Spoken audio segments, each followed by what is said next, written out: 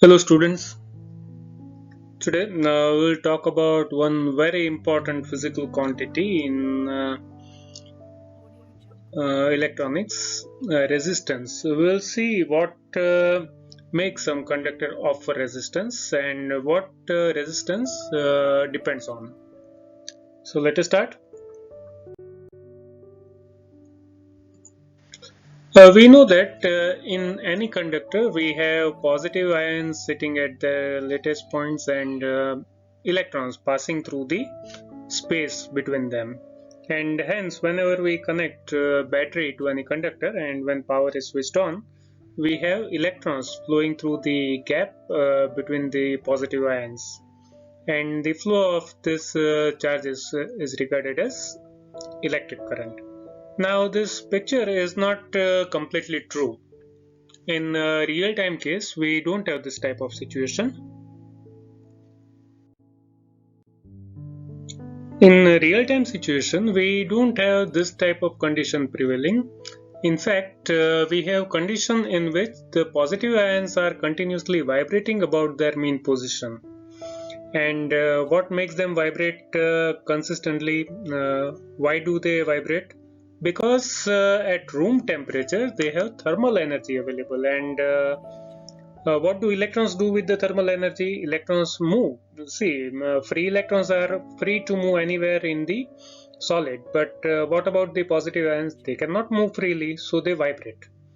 And when you connect the battery, the free electrons start flowing from negative to positive in the direction opposite to the electric field, but they are moving between the vibrating positive ions. And then think about this condition.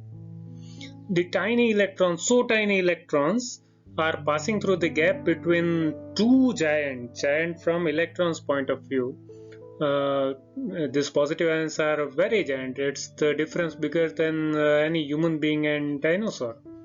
So it's like we are asked to pass through the part in which dinosaurs are dancing, and you are asked to pass through the gap between the dancing dinosaur. Okay, and with the glass full of water. I don't think we'll be able to reach the other end with the glass full. So in this case, instead of glass full of water, electrons are having energy.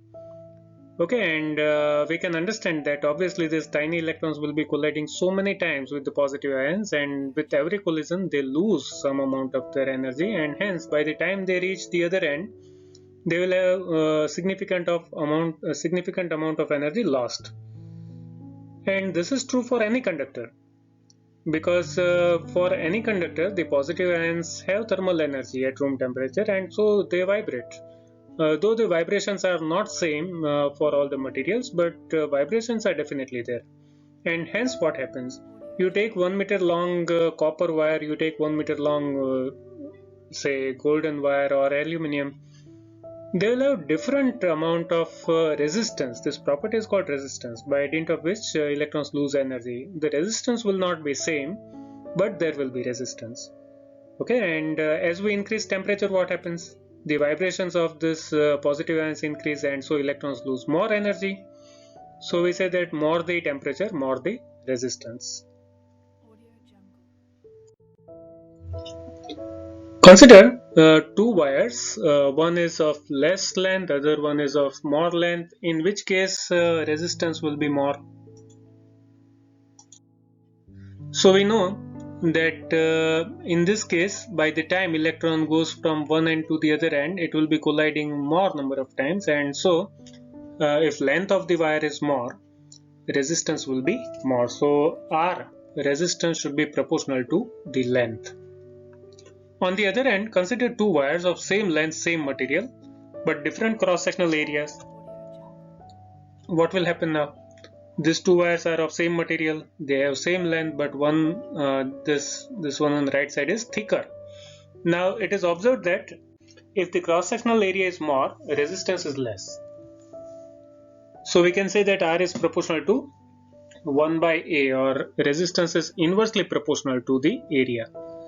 So combining the two, I can say that R is proportional to L by A.